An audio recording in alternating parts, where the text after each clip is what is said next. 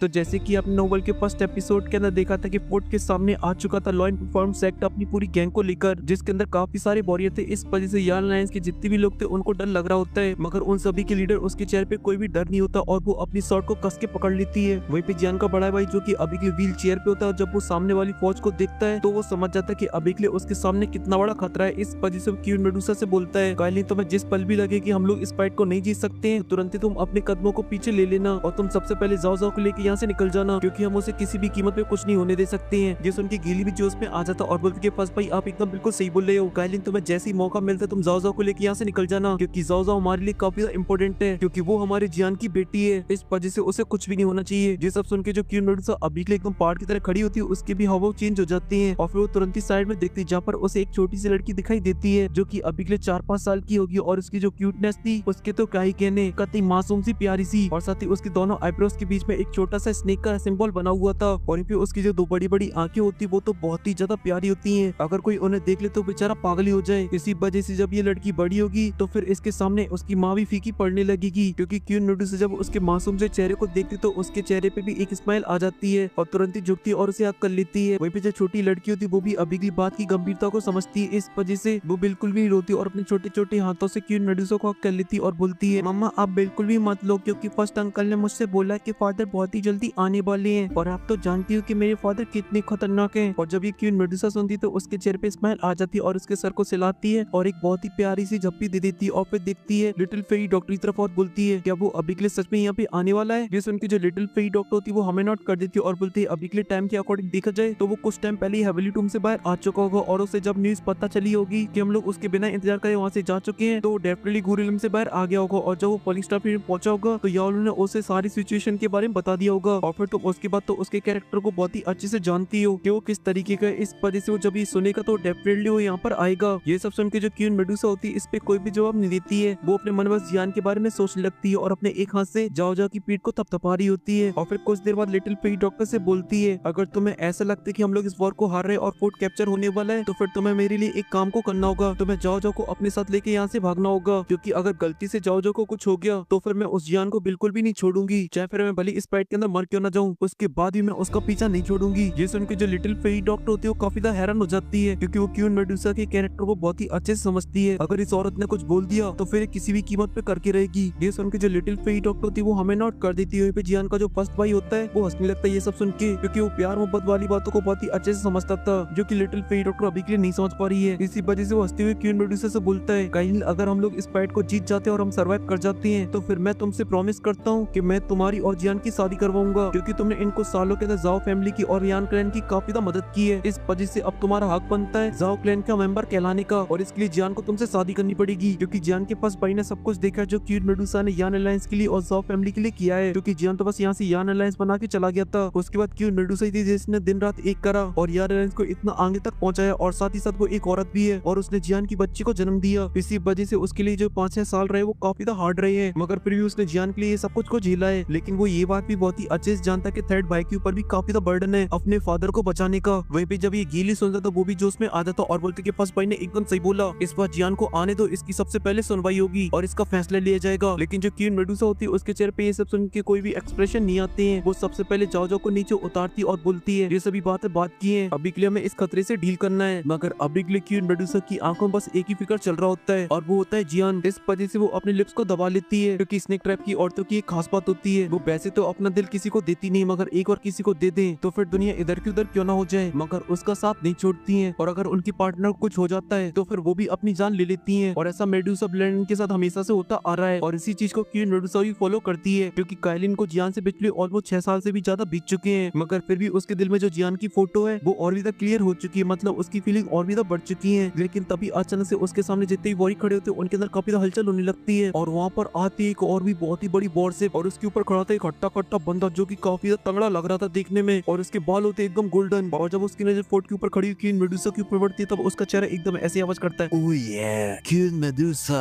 अभी के लिए तुमने सोच लिया है क्या कि तुम्हें हमारे लॉ एंड परफॉर्मेंस एक्ट के सामने सरेंडर करना है कि नहीं करना है, या फिर मेरा लॉ एंड परफॉर्मेंस एक्ट पूरे यान अलायंस को तबाह कर डाले। और इतना बोलने के बाद जो बंदा होता है जोर जोर से हंसने लगता, तभी जो क्वीन मेडुसा होती है वो धीरे धीरे करके कुछ कदम आगे बढ़ाती और फिर सारे बॉलियों को देखती और बोलती है, अबे शेर के नाम पे बिल्ली, अभी के लिए तुझे बता दूं मेरे यान अलायंस के अंदर गीदड़ नहीं भरे हैं बल्कि सभी के सभी वॉरियर हैं जो अपने कदमों को पीछे नहीं लेते बल्कि सर कटा देते हैं। और ये बोलते टाइम उसका जो घमंड होता है एकदम सातवें आसमान पे होता है, क्योंकि वो स्नेक टाइप की रानी रह चुकी है। इस वजह से उसने कई बार ऐसी सिचुएशन के अंदर पड़ी है, इसी वजह से उसे पता है कि अपनी फीलिंग्स को कैसे कंट्रोल में रखना है। ये सुनकर जो गोल्डन वाला बंदा जो कि अभी भी दोनों हाथों में अपनी शॉट को पकड़ रखा होता है, उसे क्वीन मेडुसा की बातों से बिल्कुल भी बुरा नहीं लगता है, बल्कि उसकी आंखों में एक अलग ही चमक आ जाती है और बोलता है कोकेन है कोकेन, ऐसी लड़की तो मुझे पसंद है जो कि थोड़ी सी जंगली हो और इसके बारे में मैंने जितना सुना था ये उससे कई गुना ज्यादा खूबसूरत है। इस वजह से पूरे नॉर्दर्न रीजन के अंदर इसकी जो कहानी बताई जाती है ये उससे भी कई गुना ज्यादा खूबसूरत है। और ये बात किसी ने एकदम सच बोली कि इस कॉन्टिनेंट के अंदर कुछ ऐसी औरतें हैं जिनकी एक स्माइल से युद्ध छिड़ सकती हैं, और ये क्वीन मेडुसा उन्हीं में से एक है। और फिर वो क्वीन मेडुसा की खूबसूरती से बाहर आता और बोलता है क्वीन मेडुसा तुम अभी के लिए बिना मतलब में इस फाइट को करना चाहती हो, क्योंकि तुम्हारी स्ट्रेंथ और हमारी स्ट्रेंथ में जमीन आसमान का अंतर है, तुम्हारे कोई भी चांसेस नहीं है इस फाइट को जीतने के। इस वजह से तुम्हारे लिए अच्छा रहेगा कि तुम हमारे सामने सरेंडर कर दो और जितने भी जाओ क्लैन के मेंबर है उन्हें हमारे हवाले कर दो। मैं तुमसे प्रॉमिस करता हूँ कि यान क्लैन के एक भी मेंबर को कोई भी नुकसान नहीं पहुंचेगा, मैं सभी को छोड़ के यहाँ से चला जाऊंगा। मगर उसकी बात पूरी खत्म हो पाती उससे पहले जो क्वीन मेडुसा होती है वो अपने सभी वॉरियर से बोलती है फॉर्मेशन को एक्टिवेट किया जाए। ये सुनती है यान क्लैन के कुछ वॉरियर होते हैं फॉर्मेशन को एक्टिवेट करने लगते हैं, जिस वजह से फोर्ट के ऊपर बन जाती है एक शील्ड, जिसे देखने के बाद क्वीन मेडुसा दूसरे ऑर्डर को जारी करती है और बोलती है सभी आर्चर हमला करने के लिए तैयार हो जाए। ये सुनकर जो वॉरियर होते छोटे छोटे ग्रुप को बना लेते हैं और अपनी दुर्की को डालने लगते हैं एक फॉर्मेशन के अंदर। इस वजह से उनकी कंबाइन दुर्की की वजह से एक बहुत ही पावरफुल अटैक तैयार हो जाता है बनकर, जिसे 5 डाउवांग के लेवल के वॉरियर ने कंबाइन करके बनाया था। मगर इसकी जो स्ट्रेंथ है वो इतनी ज्यादा खतरनाक है कि एक डाउवांग के वॉरियर को भी नुकसान पहुंचा सकता है। और फिर जब वो गोल्डन हेयर वाला बंदा देखता है कि उसकी इतनी बड़ी स्पीच का ये रिजल्ट निकला है तो बेचारा तिल बनाने लगता है गुस्से से। मगर तभी उसके पीछे से एक आवाज आती है और वो बोलती है ओए बेवकूफ सिटी ने फालतू की बकवास करना बंद कर, अगर तुझे वो औरत पसंद है तो फिर ठीक है, फोर्ट को कब्जा करने के बाद हम उसे तुम्हारे हवाले सौंप देंगे, लेकिन तेरी इन सभी बकवासों की वजह से अगर जाओ क्लैन के मेंबर यहाँ से भाग जाते हैं तो फिर तू सोच भी नहीं सकता कि हम लोग तेरे साथ क्या करेंगे। ये आवाज सुनती है जो सीटियन की हालत होती है वो खराब हो जाती है और वो तुरंत ही पीछे मुड़ता जहाँ पर उसे कुछ दूर पर दिखाई जाती है एक औरत जो कि मस्त अभी के लिए एकदम पोज मारे एक थ्रोन के ऊपर बैठी होती है और उसके पास खड़े थे कुछ पावरफुल वॉरियर। और जब हमें उस औरत का सही से चेहरा दिखाया जाता है तो हमें पता चलता है ये तो 9 टांजोनिया है जिसने पॉलिस्टर पेड़ के ऊपर हमला किया था, मगर सही टाइम पे वहाँ मास्टर आकर उसे बचा देते हैं और फिर इसके बाद ये दुम दड़ाकर वहाँ से भाग जाती है। और ये पे उसकी बातों को सुन के जो सीटियन होता है वो हंसने लगता है और बोलता है 9 टांजोनिया अभी के लिए आप कैसी बात कर रहे हो, ये अभी के लिए 2 कौड़ी का एयरलाइंस हमारा क्या बिगाड़ लेगा, इसकी ऑलरेडी अभी के लिए काफी हालत खराब है। और रही बात जाओ क्लैन के मेंबरों की तो नॉर्दर्न रीजन से वो कभी भी नहीं भग पाई हम लोगों से बचकर, इसलिए अभी के लिए आपको इतनी ज्यादा टेंशन लेने की कोई भी जरूरत नहीं है। ये सुन के जो 9 टांजोनिया होते बोलती अगर कुछ यहाँ पे हो गया तो फिर तुम्हें पता है ना कि तुम्हारे साथ क्या होगा, क्योंकि वो अभी के लिए बहुत ही अच्छे समझती थी कि जो सीटियन है वो अभी के लिए केवल 6 स्टार पर है, मगर फिर भी उसका जो घमंड है वो एकदम सातवें आसमान पे है। अगर कहीं अभी 9 टांजोनिया की सटक जाती तो जाकर बहुत ही आसानी से इसका गेम बजा सकती है। वहीं पे जो सीटियन होता है वो भी 9 टांजोनिया की भावनाओं को समझ चुका था, इस वजह से बोलता है कि अब एक्शन लेने का टाइम आ चुका है। इस वजह से वो फिर से क्वीन मेडुसा के ऊपर चिल्लाते हुए बोलता है क्वीन मेडुसा मैंने तुम्हें ये लास्ट ऑप्शन दिया था मगर तुमने इसे भी रिजेक्ट कर दिया है, इस वजह से अब सीधा हमला होगा। और इतना बोलकर वो अपने वॉरियर से हमला करने के लिए बोल देता है, जिस वजह से उसकी पूरी गैंग आगे बढ़ने लगती है और पूरी जगह का माहौल काफी ज्यादा खतरनाक हो जाता है। चारों तरफ एक बहुत ही पावरफुल एनर्जी निकल रही होती है, जिसे देखिए फोर्ट के ऊपर खड़े हुए जितने वॉरियर होते हैं वो अपने वेपनों को कस के पकड़ लेते हैं और जो क्वीन मेडुसा होती है वो हमला करने के लिए बोल देती है, जिस वजह से जिन वॉरियर ने अटैक को बनाया होता है वो हमला कर देती है, जो जाके सीधा लॉइन प्रोफाउंड से के वॉरियर से टकराते हैं, जिस वजह से वहाँ पे लोगों की चिल्लाने की आवाज आती है और वो आसमान से टपकने लगते हैं। और यहाँ पे जो क्वीन मेडुसा होती है वो खड़ी हुई ये सब देख रही होती है और उसके चेहरे पे कोई भी एक्सप्रेशन नहीं होती है। और यहाँ पे वो अभी के 2 ग्रुप्स को देख रही होती है, एक ग्रुप जो नीचे होता है और एक ग्रुप ऊपर होता है। जहाँ पे जो नीचे वाला ग्रुप होता है वो तो काफी ज्यादा कमजोर था, मगर जो ऊपर ग्रुप था जो अभी के लिए आसमान में फ्लाई कर रहे थे वो टाओजोंग और टाओवांग वाले वॉरियर थे और वही थे अभी के लिए यान लाइंस के लिए सबसे बड़ा खतरा। तभी वो सभी वॉरियर हमला कर देते हैं फोर्ट के ऊपर, मगर वो फोर्ट के अंदर तक नहीं पहुंच पाते क्योंकि उनके सामने बना था बैरियर, जिस वजह से वो सभी के सभी बीच में रुक जाती हैं। ये देख के जो सीटियन होता है वो काफी ज्यादा गुस्से में आ जाता और बोलता कि कैनन को आगे लाओ और इसे नष्ट कर डालो। ये सुन देखो एक बड़ी सी कैनन आगे आ जाती है, सभी वॉरियर अपनी दिग्गी को उस कैनन के अंदर डालने लगते हैं, जिस वजह से वो चार्ज होने लगती है और जब वो पूरी तरीके से चार्ज हो जाती है तो उससे हमला कर देते सील्ड के ऊपर और जब वो इस सील्ड से टकराता है तो पूरी सील्ड हिल जाती है और उस दिग्गी सील्ड के अंदर थोड़े से क्रैक्स आ जाते हैं। जब ये क्वीन मेडुसा देखती है तो बोलती है आर्चर अटैक के लिए फिर से तैयार हो जाएं और इस पर आप सभी लोगों का टारगेट होना चाहिए डाओवांग और टाओजोंग लेवल के वॉरियर, और साथ ही जितने भी डाओवांग और टाओजोंग लेवल के वॉरियर हैं वो सभी के सभी अपनी दिग्गी को निकाल के सील्ड को स्ट्रॉन्ग करें। और जैसे ये क्वीन मेडुसा का ऑर्डर जारी होता है सभी लोग फॉलो करने लगते हैं उसे और जितने भी आर्चर होते हैं वो अपने अटैक को बनाते और हमला करने लगते हैं, जो जाके सीधा लॉइन परफॉर्मेंस सेट के वॉरियर में लगते हैं, जिस वजह से वो आसमान से टपकने लगते हैं। एक एक करके काफी सारे वॉरियर निपट रहे होते हैं और माहौल एकदम फुल बेबी, क्योंकि अब ये सब देख के जो लॉइन परफॉर्मेंस सेट के लोग होते हैं वो भी गुस्से से आग बबूल हो जाते हैं और अपनी दिग्गी को निकाल के और भी ज्यादा खतरनाक अटैक करने लगते हैं, जिस वजह से जो सील्ड होती है वो पूरी तरीके से कांप रही होती है क्योंकि दोनों पार्टी अपना फुल जोर लगा रही थी। और यहाँ पे अभी के दोनों पार्टी के एडवांटेज की बात की जाए तो अभी के लिए यहाँ पे यान अलायंस जीत रहा होता है। वहीं पे लॉइन परफॉर्मेंस सेट के अंदर काफी सारे वॉरियर मारे गए थे और यान अलायंस सिर्फ बैरियर की वजह से जीत रहा था, मगर वहीं पे जो सीटियन होता है उसे इस बात की कोई भी चिंता नहीं होती है और वो हंसते बोलते कि नॉर्दर्न रीजन को कब्जा करने में इन डांगो और बाकी के चुटर वॉरियर का कोई भी योगदान नहीं रहा है, क्योंकि मेरे ग्रुप की जो असली स्ट्रेंथ है वो मेरे डाउजुंग लेवल के वॉरियर हैं। और इतना बोलते उसके चेहरे पे एक तीखी वाली स्माइल आ जाती है और एक छोटा सा इशारा करता है, जिस वजह से उसके पीछे एक बहुत ही बड़ा स्पेस पोर्टल ओपन हो जाता है, जिसके अंदर से निकलती उसकी असली स्ट्रेंथ, जिसमें 20 से भी ज्यादा होते हैं डाउजुंग, जिन्हें देख के वहाँ का माहौल एकदम पूरी तरीके से चेंज हो जाता है। यहाँ तक कि आइस एम्पायर टियानो जुनसे, लिटिल फेई, डॉक्टर और क्वीन मेडुसा जब उन सभी डाउजुंग लेवल के वॉरियर को देखते तो बोलते हैं